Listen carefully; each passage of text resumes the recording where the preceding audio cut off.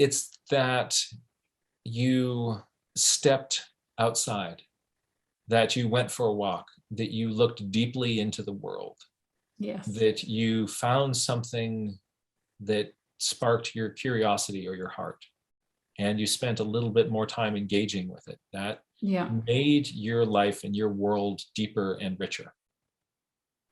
And that's why we do it. Hi, I'm Anna Mason. Welcome to this episode of Nature Studio TV, the place to be to grow your nature-inspired art skills and creativity. Today, we're talking about nature journaling.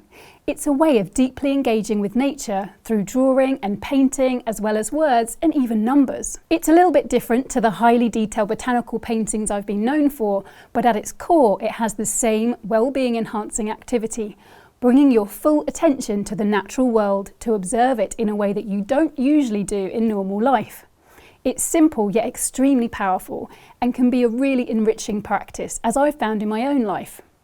Which is why I'm so excited to share with you part of a conversation I recently had with the leading nature journaling teacher. John Muir is a biologist, explorer and artist who has dedicated his career to sharing the benefits nature journaling can bring. He spoke to me from his home in California.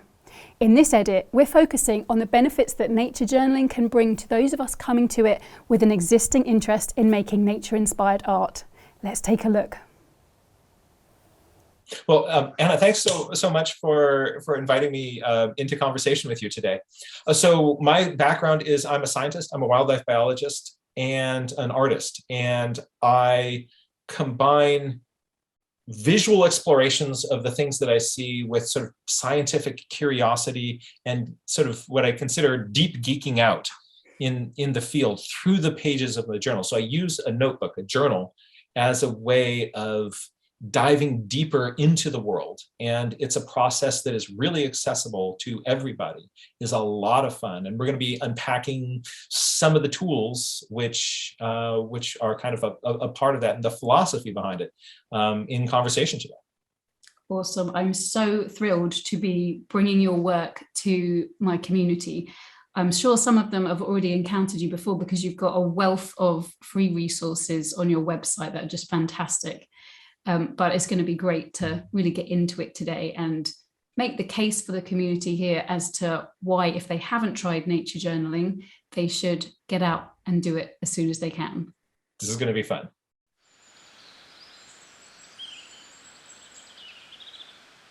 I notice, I wonder, it reminds me of. And so what I notice is anything that I observe, if you see something, say something, put it down on paper, right? Then take the next observation, put it down on paper, next observation, put it down on paper. Some observations are easier to put down with a few words. Some observations are easier to put down with a sketch.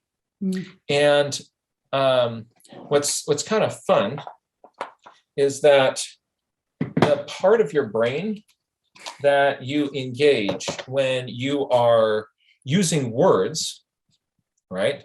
So actually for most mental processes, it's actually lighting up structures all over the brain, but there is a zone in the front of your brain, in your prefrontal cortex, that is really involved with language, right? You damage that, we don't speak. You get a stroke up here, it's going to damage your ability, your speech centers and things like that, right? So your visual cortex back here is really involved in visualizing things, imaging things. And then you combine that with your motor cortex. And so your words and your pictures are using different parts of your brain. Again, any kind of neural, so cognitive function is going to be lighting up structures all over the brain. So it's not just like, we're blinking back here. But there is a little bit of, we can identify zones that are more kind of connected with that. So when I'm intentionally using both of those together, I'm not saying that one is better than the other. I'm saying that they're fundamentally different. So if we intentionally are keying into all of them, our brain will wrap around this phenomenon in more nuanced, interesting ways.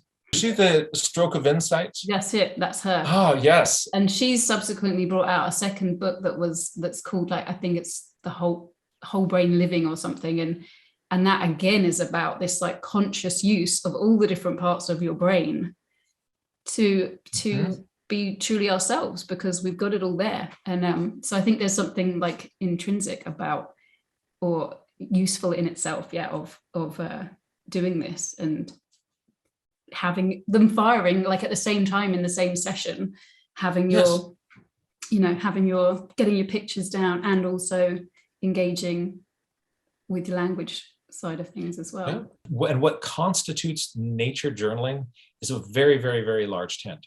Where you say, like, that kind of feels like what I'd be doing, but I'd be into sort of more, like, if you're really into writing, your journal can be mostly writing. If you're really into poetry, your journal can be mostly poetry. But I will then just encourage you to just go a little bit outside of your comfort zone, include some drawings and diagrams and some maps and stuff like that. Measure a few things. And or if you really like drawing, okay, but let's see what happens if you include a little bit of writing in there. So it can be sort of based in whatever your personal comfort zone, as scientific or as personal or relational as you're feeling on that day, as visual or as written as wants to come out your fingertips. This is just an extension of you and your brain. But you can do this. You can do this. And make it yours. I think that if you try it, you're going to find that it is there's many things you can do in your life, but this is one that a lot of people are finding gives so much more depth to the experiences that they're having, or lets them get so much more out of those same experiences. And lovely to be documenting the sort of changing seasons, the ebbs and flows of life like that. And therefore, I think it can be very useful as building a part of your regular practice, something that you do routinely on a regular basis. As I notice, I wonder, it reminds me of. So I notices are direct observations. The I wonder is about deliberately sort of shaking up your etch-a-sketch of your brain and instead of saying, what am I curious about here? What do I wonder about here? As I look at this phenomenon, like, what don't I know? And deliberately asking questions. So this is really cool. So it turns out when you are in a state of curiosity, your brain works better. Curiosity, that just sort of imagine for a moment that you're curious about something. See if you can kind of embody that feeling of curiosity. The things you feel that kind of lean in, right? What that is actually a release of dopamine in your brain. Curiosity is a dopamine dependent response. And in the presence of this neurotransmitter, your brain works better. So when you're curious about something, your memory is improved. Your ability to stick with something and go deeper with it extends and grows. And it also helps focus our attention. And when you get curious about something, that's a huge sort of trigger factor for getting into that wonderful flow state that we sometimes feel as we're creating artwork or involved in something that we're really into, where time seems to dilate, either shorten or expand, and you kind of lose yourself in the moment. And there's also evidence, like I was reading a book recently called Hardwiring Happiness, and it's like by a neuroscientist. And, you know, the more you do activities like this that basically feel good, the more you will be able to do them in future. It's like it literally changes your brain. You're training your brain to release dopamine and curiosity and drop you into a flow state. Yeah. So and it gets to the point where you can also kind of get these routines and things, and your brain knows what is about to happen next and it's ready to go. Yeah. So like, if you look at professional athletes, like some, downhill skier, they'll be in the chute at the top of the mountain and they're kind of going through this like, little routine, right? Yeah. And what they're doing is they're giving themselves this specific set of signals. And by the time they're done with that, before the chute opens, they're already in this flow They're in it. state. They're ready to go Yeah. because they've trained themselves to kind of get into flow. And you can do the same thing. You can train yourself just to drop into these flow states. And it is just, first of all, it feels great. Yeah. Right? Being in these states, it's this, you feel this connection. This is a lot better than just watching Netflix. Yes, right. So in when you're watching Netflix, what's happening is your brain gets to turn off. Yeah. Yeah. Right. And there's all this stimulation is going to happen for you. And your brain, like it's easy. Your brain likes to do this because it doesn't have to spend a lot of energy to do this. It is a low energy intensive activity. Thinking takes work. So this wad of electric meat is 2% of your body weight. And it uses 20% of all of the calories you consume. So that's 1 out of every 5 burritos goes to feed this chunk of electric meat. Yeah. So if your body has a way of kind of like, you simmer down over there, right? Let's just take it easy, right? This is like thinking really hard is doing brain push-ups. And you're like, oh, it takes effort. And if your brain is really like, okay, we can stop that now, right? So to kind of help you kind of get past that, some tool like the journal, like deliberate curiosity is really, really helpful. So it's not just you're waiting for the question to come to you. You're going to come to the questions. You're going to deliberately open yourself up and make yourself vulnerable to what you don't know. That's great. And the more you practice that, the better. So getting yourself curious about things opens up a whole world of wonder and investigation, and it will pull you in directions that you don't expect. And then the third part, so that's I notice, I wonder. So by the way, so what are you doing with these questions? Anytime you get a question, you write them down. Get the question, put it in your journal. Get a question, put it in a journal. Get a question, put it in a journal. What can you do with these questions? And some of them you're going to follow up and you can do a little search and find out about it. Some of them you can follow up on by your own direct observations. You can also kind of apply metacognition to these, where you can look at your questions and you go like, what is the most interesting question on this page? And you draw a big question mark next to that one, and you're helping your brain kind of go like, ooh, this is a really cool one. That'll make it much more likely that you'll follow up and do something with that. Or even if you don't, the next time you're looking at similar phenomenon, because you kind of put a little highlight on that question will reoccur to you, and maybe you've just made an observation that is part of an answer to that. So deliberate curiosity is really important. Young kids, they ask tons of questions. Part of one of the damaging things about some traditional schooling systems is that they train the questions out of us. And for many people, the question becomes a vulnerability because it's like, oh, I guess you didn't read the chapter, right? That asking questions is being vulnerable about not knowing something. And very often in school and in some workplaces, people are rewarded not for asking questions, but for having answers. So much that you probably may know people who will give answers well out of their area of expertise. Absolutely. Yeah. Right? It's so important for us to be answer people. And also, like, if you think of like the person in the boardroom who goes like, wah, wah, wah, wah, wah, wah, wah, and can present that with conviction, gets a promotion. Yeah. And so people do it because it works, especially guys. The male culture has us. We get brownie points for being authoritative. Yeah. And so, I'll give somebody advice about cars, and I know nothing about cars. Yeah. But you have to be vulnerable. You have to be open to what you don't know and welcome that. And that's where the magic starts to happen. It reminds me of is directly training our creativity. Yes. And so I want, in this, because I'm a scientist, I like to be kind of clear with my definitions. So when I say creativity, here's my working definition. Your creativity is your brain's ability to make useful connections between seemingly unrelated things. Useful connections between seemingly unrelated things. And we do this, we get good at this through practice. And what you want is to train your brain to be a networker. Like, okay, I see a relationship here, relationship here, relationship here. Like, I'm looking for connections. You want your brain to be a connector.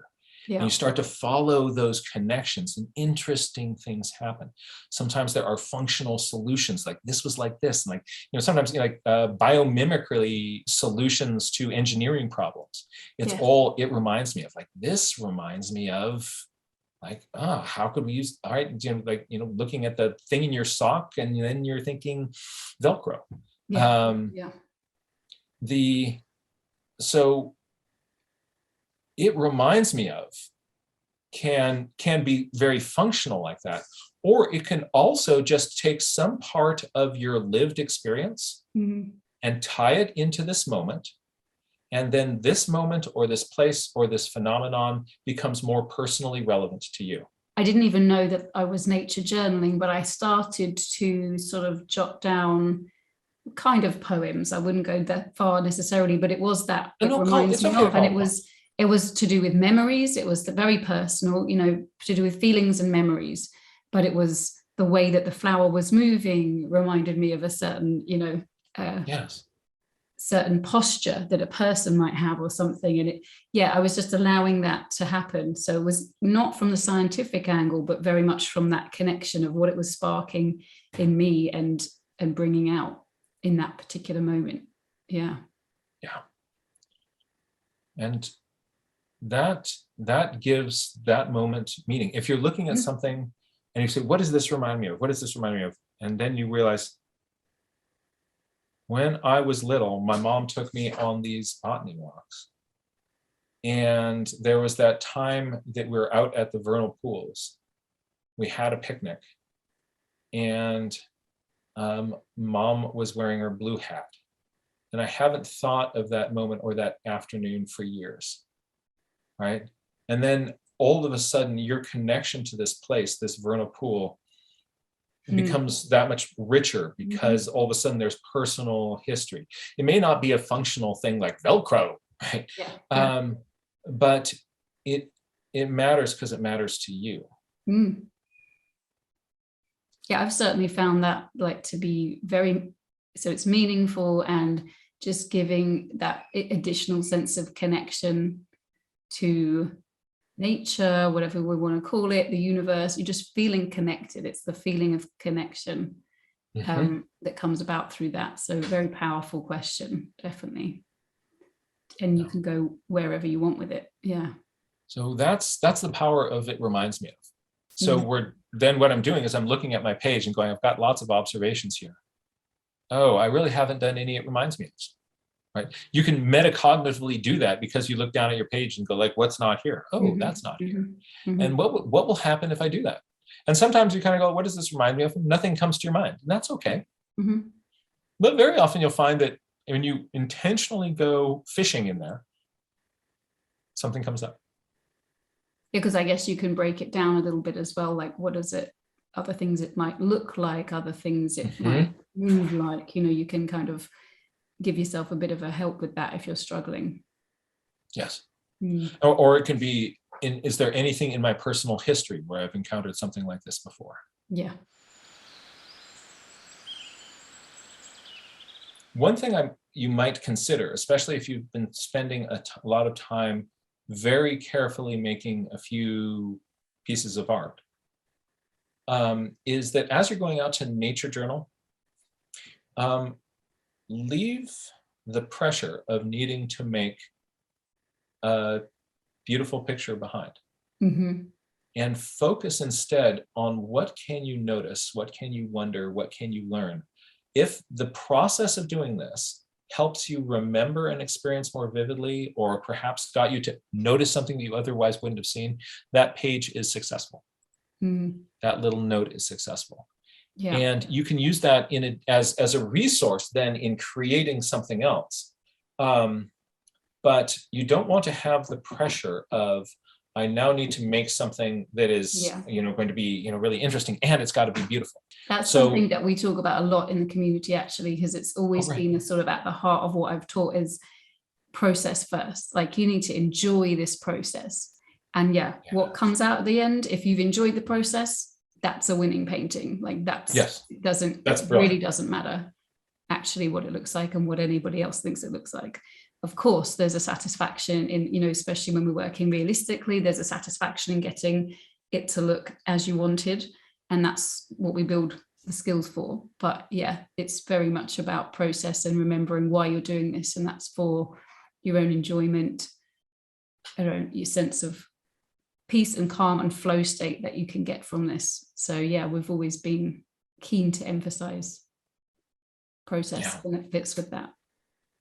I think that if you have that sort of processed first approach, and it's weird to think about that sometimes with art, because very, very often when people think of like, I'm going to make a drawing, why do you make a drawing? Because I want to make a pretty picture. Now, if you want to make pretty pictures, we all know the secret. The secret is to make a lot of pictures. Right? So the journal is a safe place to make a lot of pictures because the gloves are off. It doesn't have to be a pretty picture. If you get a pretty picture, that's okay. Yeah. Right? If you don't, that's okay. It's that you stepped outside, that you went for a walk, that you looked deeply into the world, that you found something that sparked your curiosity or your heart, and you spent a little bit more time engaging with it. That made your life and your world deeper and richer. And that's why we do it. But if you want to make pretty pictures, just great, do it again, and then do it again, and do it again. And the pretty pictures come. Thank you so much for talking to us. And thank you so much for curating this course for the community, because I think it's going to really enhance their experience if they give it a go. Well, Anna, I'm delighted to be working with you. I think that it's just so important, the tools which you have given other people to kind of let art into their world. I think that this will be a wonderful extension of that.